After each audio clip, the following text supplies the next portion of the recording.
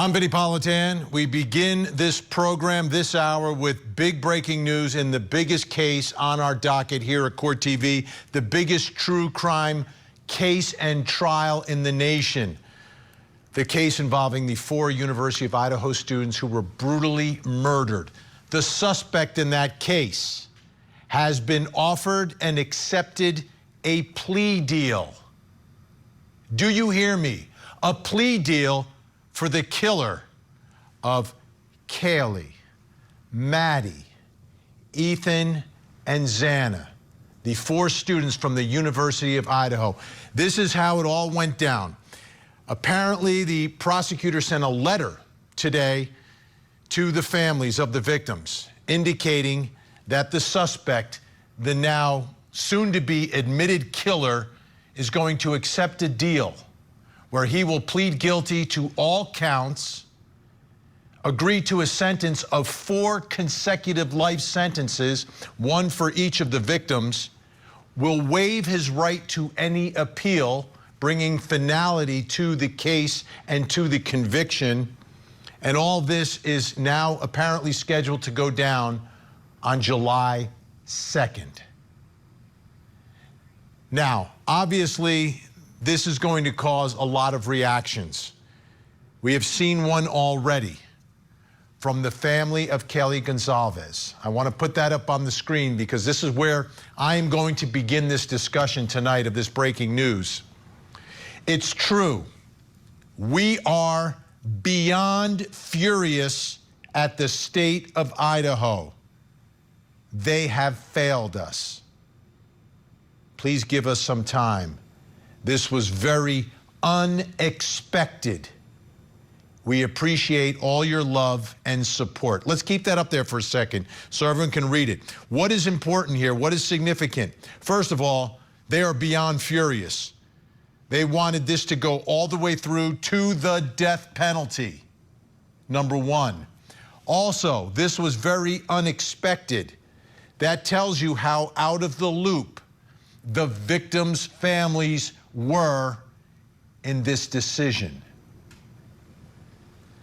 Now, by law, it is the people of the state versus the defendant.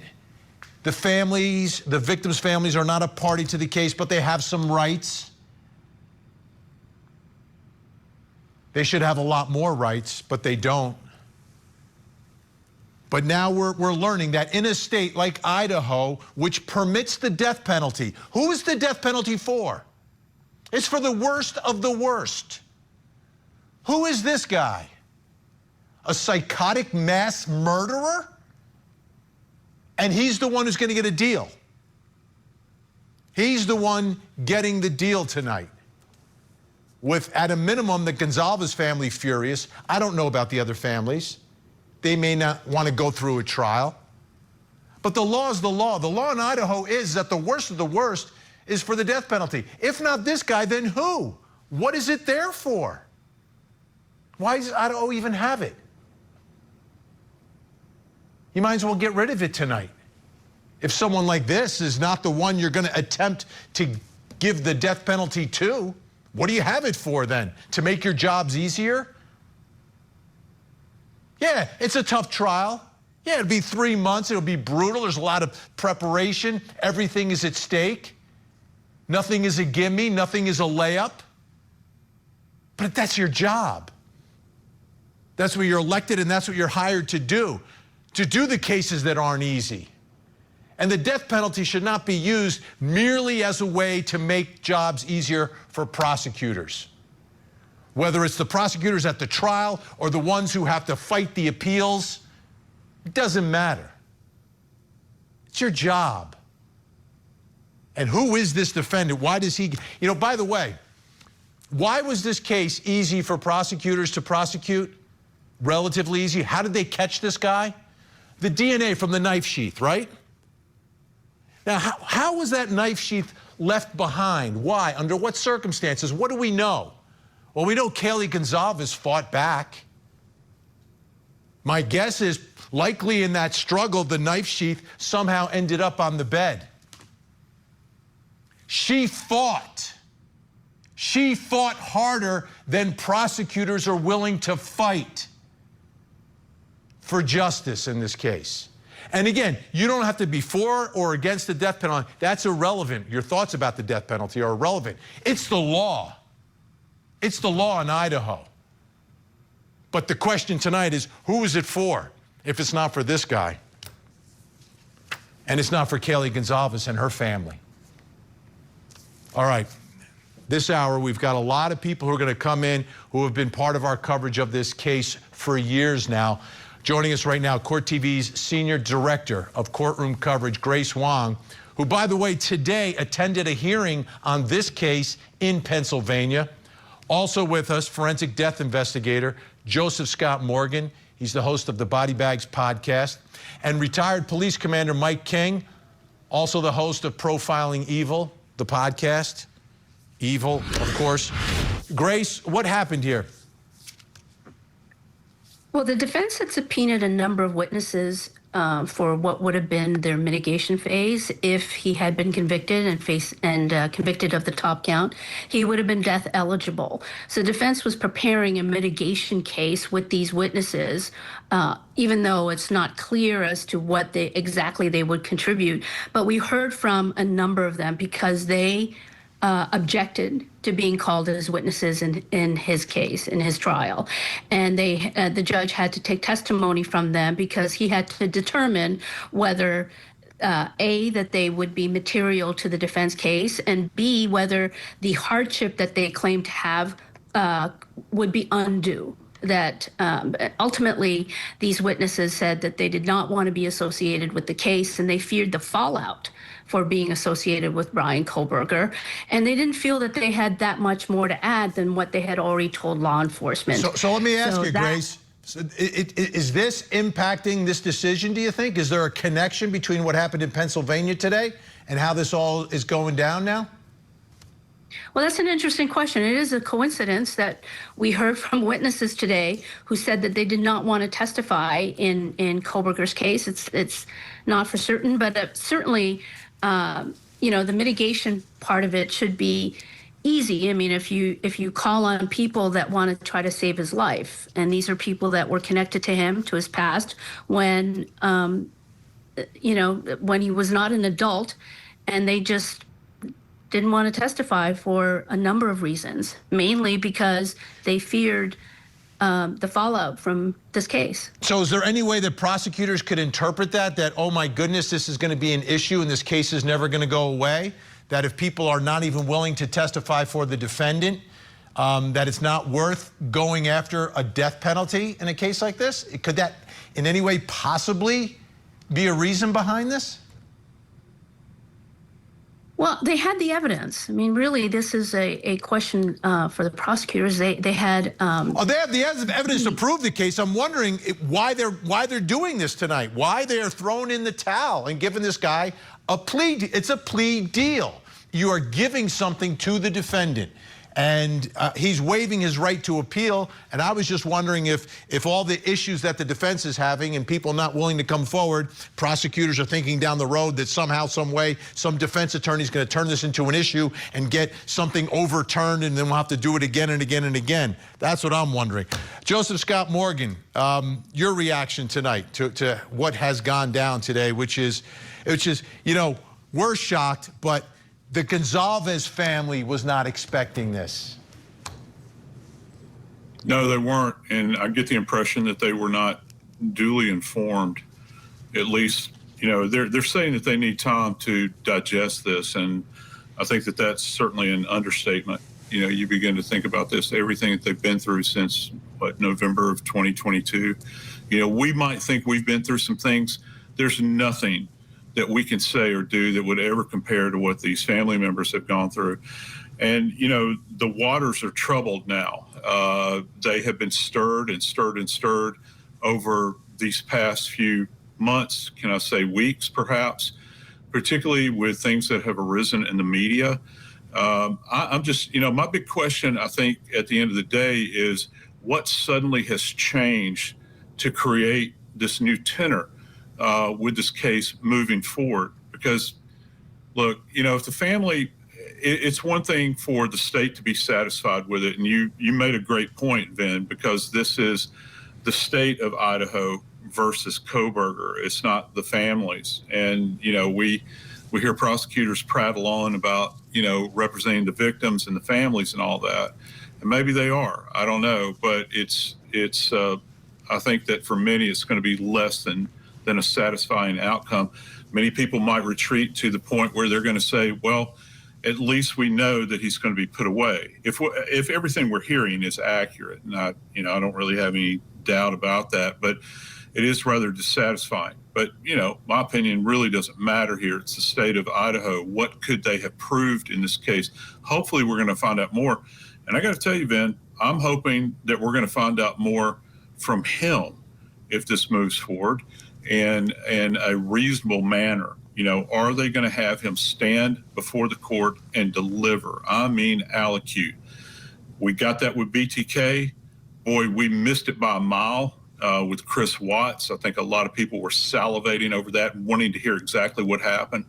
I'm hoping that we're going to hear what happened if this is what we're left with.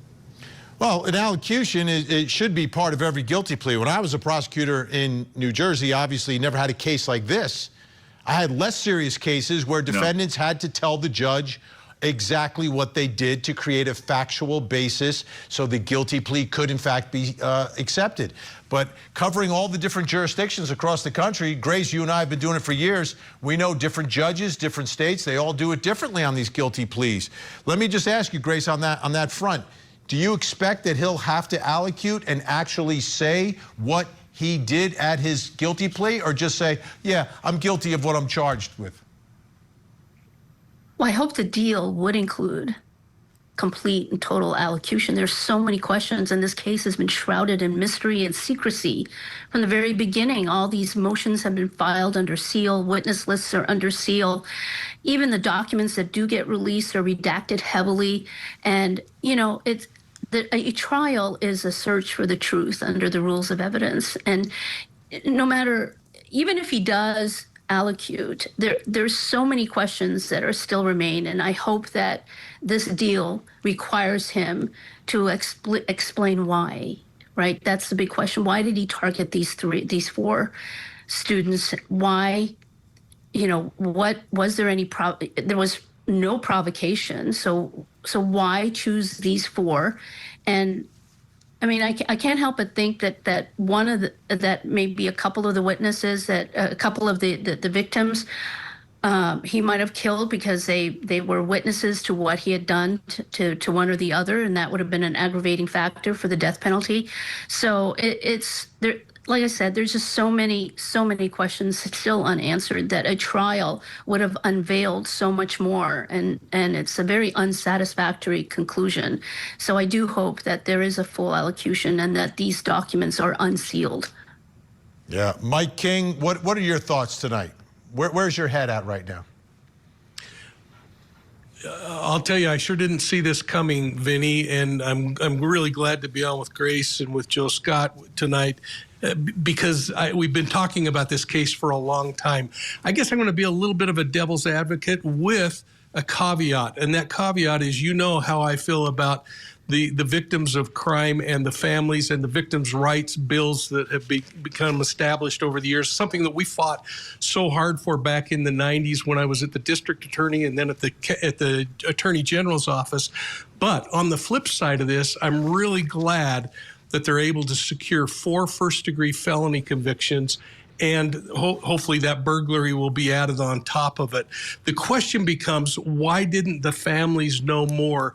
And were they really brought into the mix and discussed? Because prosecutors across the board are taught, or at least asked to reason with the families. And usually the families will come back, even knowing that they would prefer the same eye for eye kind of resolution in a criminal case. But you do hear these families who say, I'm so tired of listening for decades this case brought up over and again as someone goes through the appeals process.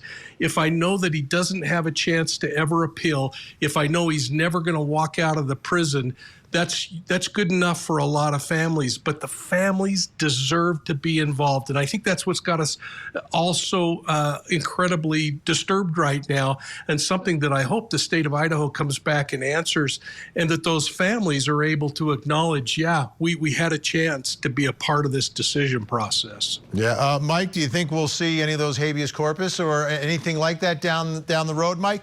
I'm looking at the Menendez brothers walking out soon. I mean, there's a difference, and there's a difference between your life. Life on death row is different than life. It is a different life. These people who get life in prison, it's a life. They wake up in the morning, they look forward to something. It's not the life that any of us want to live or should live, but it is a life, and there's a socialization process. They look forward to things. I mean, it's a different scenario. And by the way, they'll file motions anyway. You're absolutely right. And this is the disturbing part with how we're changing now. We somehow forget that justice ruled and said, never again are you going to walk free. And then we see something like what's going on with the Menendez brothers. I had a phone call just recently with an inmate that was serving in the hole, life in prison, down in the hole with 1 hour of out time per day. A guy named Dan Lafferty, who murdered a mother and her little baby in a case that I worked on and I've talked about a lot. And Dan told me just the other day that he's now out in general population because things have gotten hard on the correctional system. They're trying to loosen up, free up more space. That is absolutely unacceptable. And for a family who lost a child, and here we have 4 children that were lost as a result of a killer, to be told, hey, we're going to now give this guy commissary. We're going to give him a chance to go out and hang out in the yard and participate in prison programs, maybe even continue working on his education. That's incredibly offensive when this individual will apparently plead guilty to murdering savagely their children. Yeah, and who knows? You know, you get some justices who see the world a little bit differently 30 years down the road. All of a sudden, life without parole is cruel and unusual punishment. You don't know what the future holds. None of us do. We do know what the future of a death penalty conviction is. Let me ask you, Justice Scott Morgan, I mentioned about the key piece of evidence was the DNA. That's how they tracked him down. That was found on the snap of the knife sheath. Do you think that perhaps Kaylee Gonzalez fighting for her life is the reason that prosecutors and investigators got that piece of evidence? Yeah, perhaps it is. And let's not forget that with the nail scrapings also came up with 3 profiles. Kohberger was one of them. We're assuming that Maddie was potentially another, and of course Kaylee. I think that coupled with the evidence that came out about the purchases of the knife, or the purchase of the knife, maybe an attempt to replace the sheath, weighs into this a bit. And I'm just strictly talking about physical evidence right now at this point, none of the circumstantial stuff. I think that the totality of that and that alone, and plus look, those numbers are astronomical, Vin, that we're talking about, even with the touch DNA. And that's really hard for any defense attorney to defeat. The only thing that can really attack is how it was collected. We got an indication that was probably going to be under attack moving forward. You know, how it was collected, that this is quote unquote new science, you know, all those sorts of things. So they kind of showed their cards from the beginning. That was probably the road that they were going to go down. But after a period of time, you know that dog's just not going to hunt. It's going to get, if you can't prove that there was some kind of malfeasance on the part of the police officers or the forensic specialists that were working on this case, then, you know, it becomes elementary at that point because the numbers are so just monumental to overcome. Grace, do we know July 2nd how it's going to go down yet, or we're still waiting to get details about that? I think we're still waiting to get details about that, but It's funny that Mike King had mentioned that he has an opportunity to pursue his education in prison, and he certainly does. I mean, he was a student of crime, and his thesis involved studying criminals and how and why they did things. And he had a very detailed questionnaire before it was taken down, asking questions about, how criminals felt when they committed the crime, and there was like a rating system, whether they felt guilty or not. So he has a fascination for pursuing that kind of knowledge. And I can't help but think, but once he's in prison, he almost has this entire prison environment as his lab to continue his studies and to pursue that. And there's nothing that's stopping him from doing that once he's incarcerated. Yeah, unless you're on death row, then you're by yourself and you're isolated, but that's not going to happen. Grace Wong, thank you so much. Mike King, thank you. Joseph Scott Morgan, you're going to join us a little bit later. We've got more on the big breaking news, a deal in the Idaho student murders case, plus coming up next hour. Tonight on Vinnie Politan Investigates, Kentucky Sheriff Mickey Steins was caught on camera shooting and killing Judge Kevin Mullins, but the sheriff is going to trial. And tonight, for the first time, we are seeing and hearing what the sheriff did in the aftermath of the shooting from newly released body cam video, which we will show you tonight. Join Court TV's Vinnie Politan with the latest and breaking true crime stories. Now, let's look at the other side of all of that. Vinnie Politan Investigates, tonight, 9/8 Central, only on Court TV. What happened that night? Are you not prepared to take responsibility for any of your crimes? Interview with a killer. Marathon starting Friday, 11/10 Central, only on Court TV. No, I hope he gets put in jail or like prison for a while. Yeah, and most people here do. Like nobody likes him. It impacted like a lot of people on campus. I told my mom like 1,000 times, like if I went here last year, I probably wouldn't have come back because that the thought of that scares me. That didn't know that his mind wasn't right and that he needed the mental health help to not have an incident like this tragic incident.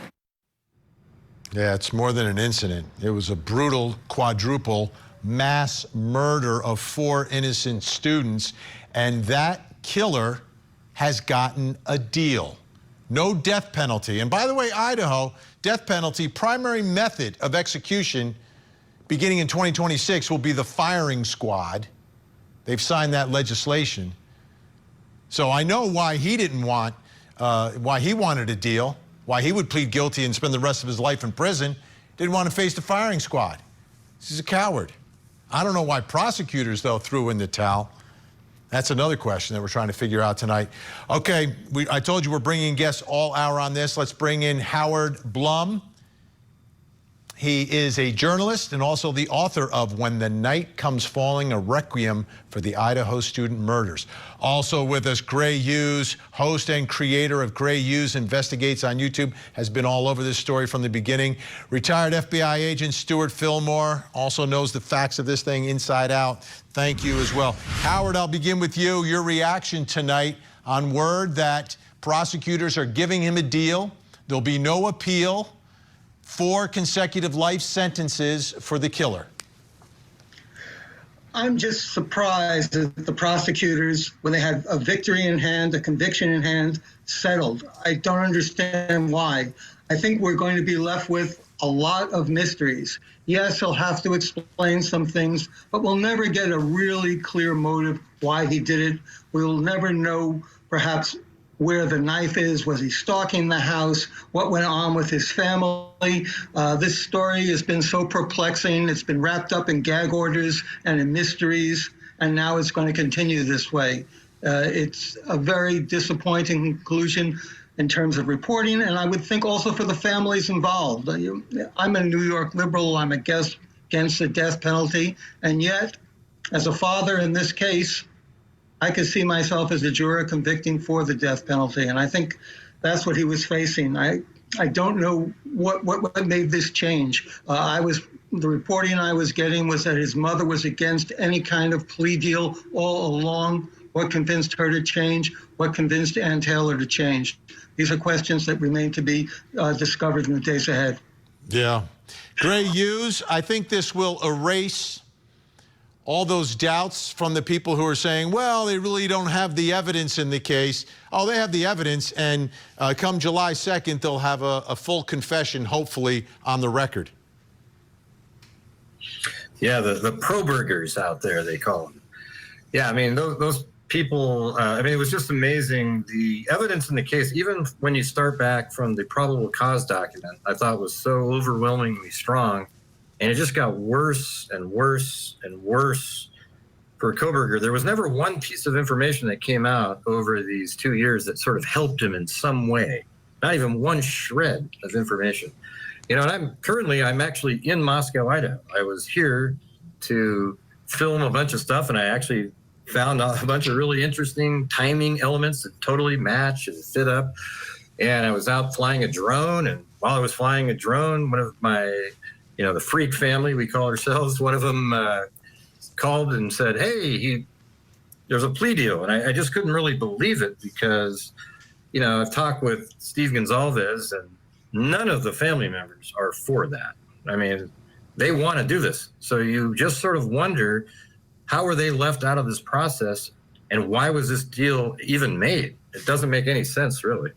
Yeah, I mean, I can understand for the defendant, because the evidence is overwhelming to a certain extent, but then it comes down to personality. You've got to hopefully be compelled to provide an allocution in court. Stuart Fillmore, that's always a big part of a guilty plea, is to have the defendant admit it, but give some specific facts about what he did in the case, and hopefully that happens here.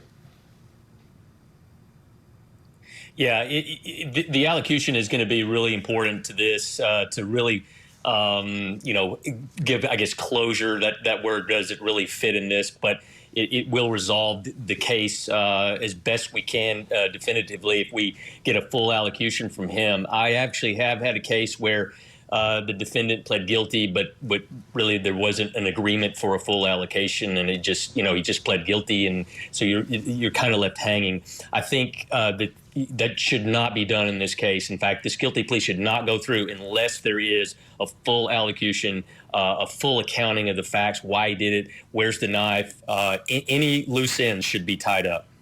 Yeah, and I don't even know how much the family knows some of the evidence in the case as well. Howard, let me ask you, do you expect that he will go quietly? And what I mean by going quietly is you have your day in court, you plead guilty, you're sentenced, and then you're done.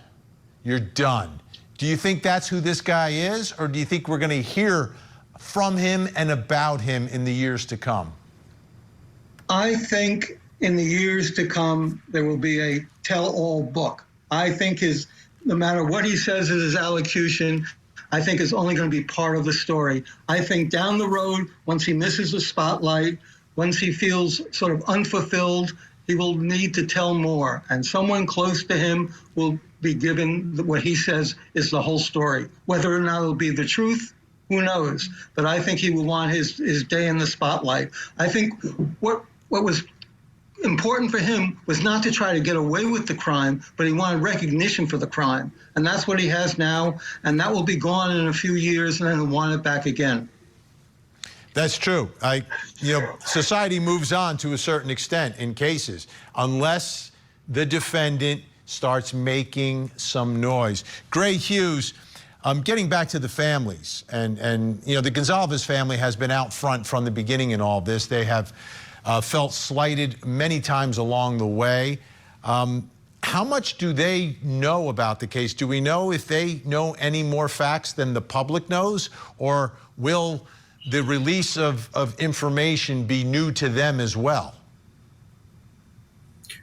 Well, I would think out of the family members, I would think the Gonzalez's probably know more than others because they just doggedly go after and sort of try to find out as much information as they can. So they probably know more than the general public does.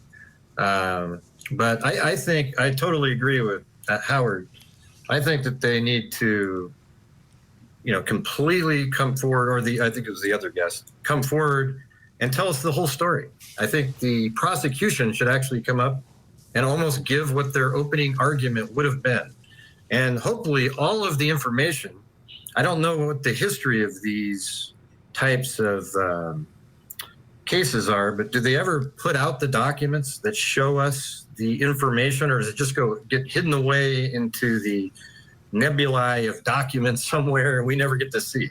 Well, I want to know the facts of this case. Exactly. It depends. You got to get everything's got to be unsealed, and then the requests have to be made for the documents. Let me ask you, Stuart, is there anything that you believe law enforcement will do to learn from this defendant once he's locked up through interviews or trying to get into his mind? That's one of the things that it's some.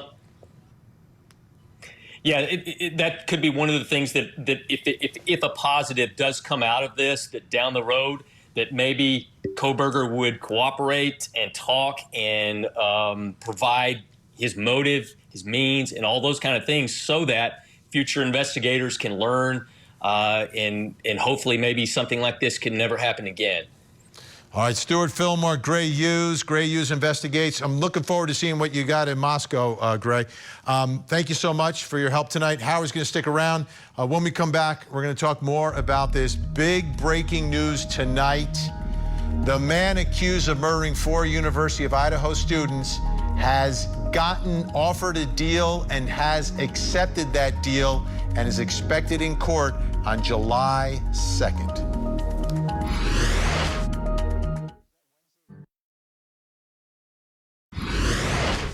Detectives arrested 28-year-old Bryan Christopher Kohberger on a warrant for murders of Ethan, Zana, Madison, and Kaylee. He was stalking them. He was hunting them. You could tell there was something off about him.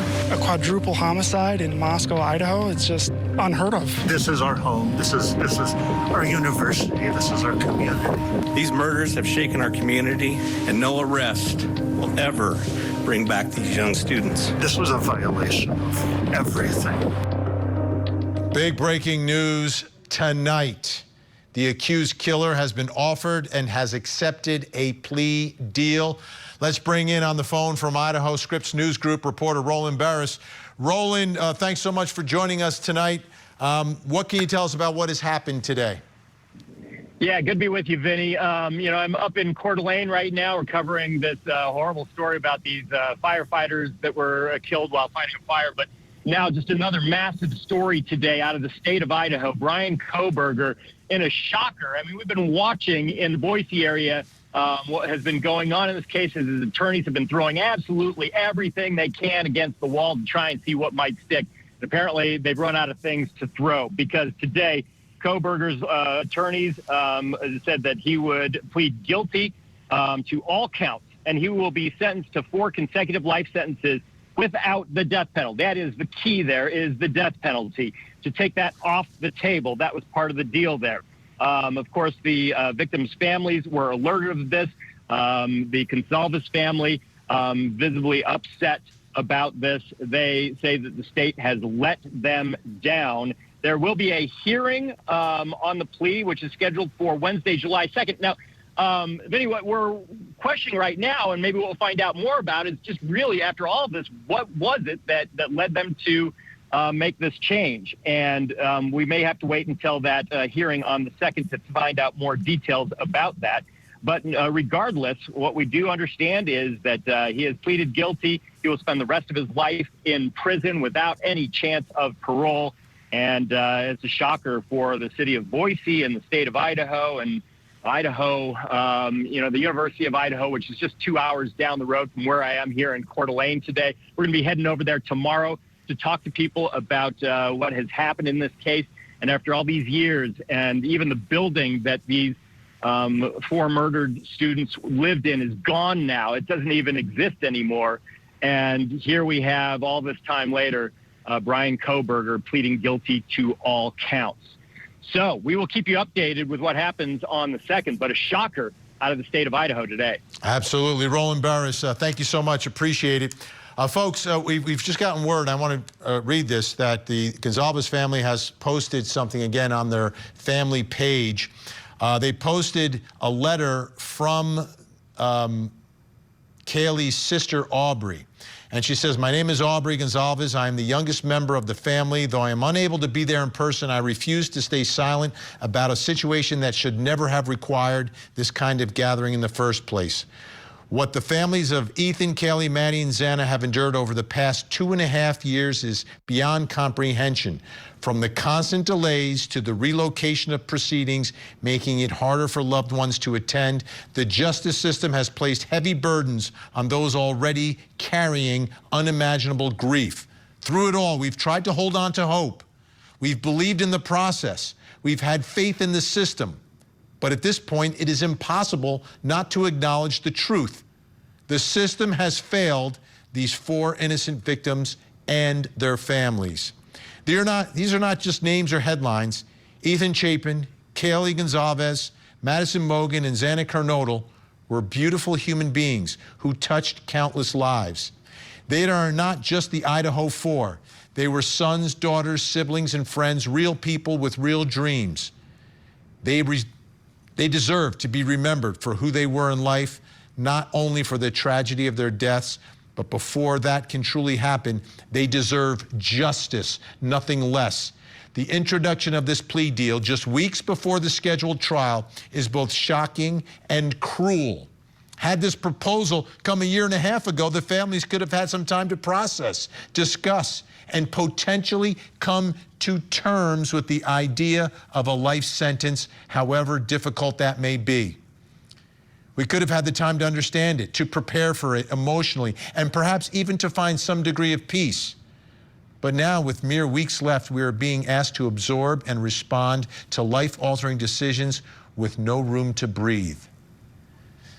The accused killer facing a life in prison means he would still get to speak, form relationships, and engage with the world. Meanwhile, our loved ones have been silenced forever. That reality stings more deeply when it feels like the system is protecting his future more than honoring the victim's past. The justice system was created to serve and protect, not to re-traumatize grieving families, and yet time and time again, we find ourselves blindsided, unheard, and unsupported.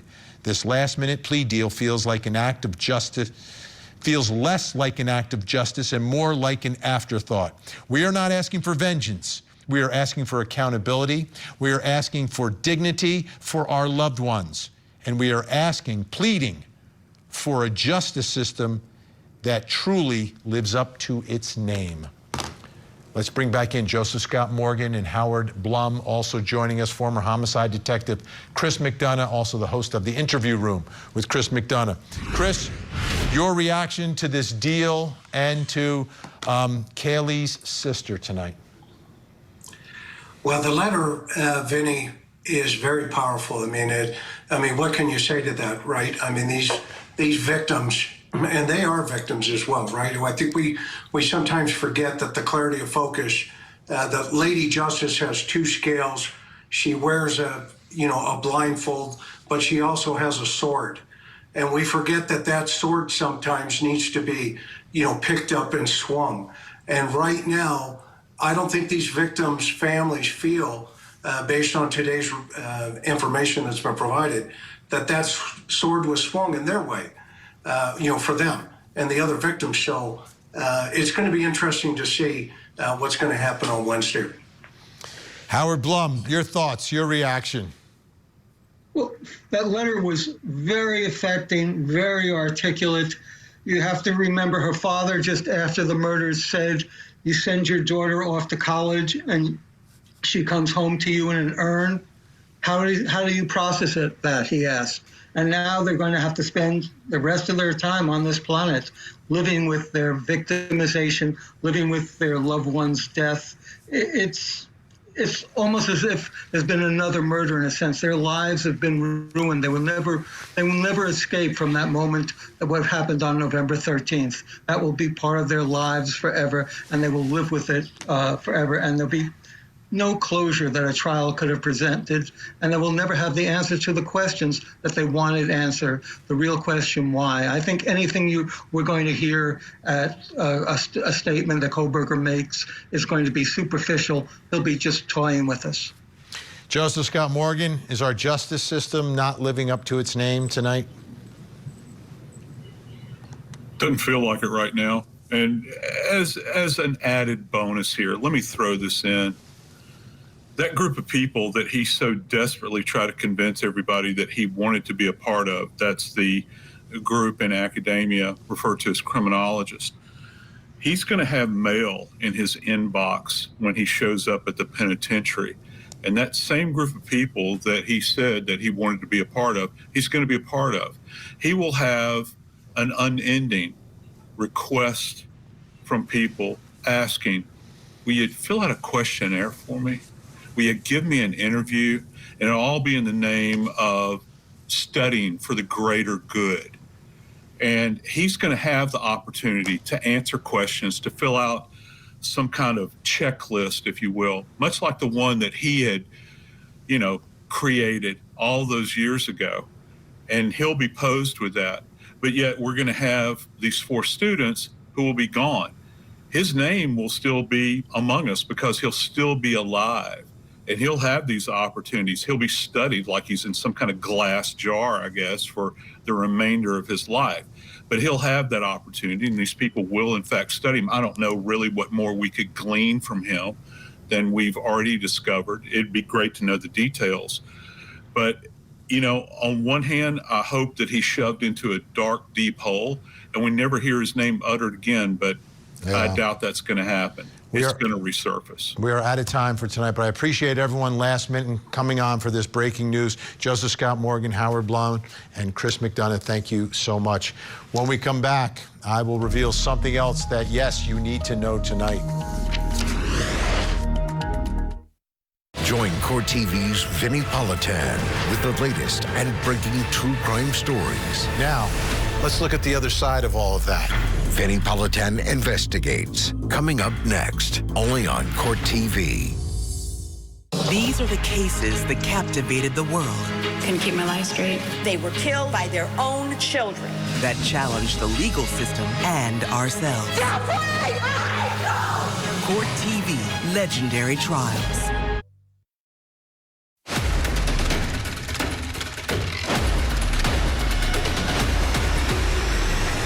Welcome back. Time to reveal something else you need to know tonight. Let's take a look at the big board. Deliberations underway in the Diddy sex trafficking trial. It's also a RICO trial. Day 1 in the books. Kelly Craft, Court TV legal correspondent in New York, with the latest tonight. Good evening to you, Vinnie. Day 1 of deliberations in the Sean Diddy Combs sex trafficking case ended with no verdict. The day got off to kind of a rough start once deliberations began, because shortly after jurors began deliberating, they sent out a note to the judge saying that they were concerned one juror would not be following jury instructions. And another note, this time asking about drug distribution, asking if a recipient asks for controlled substances and then a person gives those controlled substances to the person who asked, is that person considered a distributor? The judge will answer that question in the morning. As we waited for developments in the case today, we talked with some people who have been following the case to get their thoughts. Let's listen. Guilty or not guilty? I think guilty of some, but not all. I see the trafficking. I do also see the transportation to engage in prostitution. Distribution, I'm not all the way sold on. Bribery is kind of sticky for me as well. The fact that his defense is so short, I think they may know something. I bet it gets off. Based on what the prosecution gave me, I don't think that it's enough to give somebody 30 years, 20 years, a life. I think that if the prosecution really wanted justice for these potential victims, who we feel is alleged victims, I think you could have tried them in the state right around the corner maybe. And Vinnie, the jurors will continue their deliberations at 9 a.m. Eastern. That's the latest from here in Lower Manhattan. Back to you. All right, thank you to Kelly. We have a missing child who needs your help tonight. Emily Adusei is her name, missing from Taunton, Massachusetts, just 17. 911, 1-800-THE-LOST, or you can call the Massachusetts State Police. Let's get her to a safe place tonight. Don't go anywhere. We have another hour of live true crime. Vinnie Politan Investigates is next. In the meantime, please don't forget to hug the kids.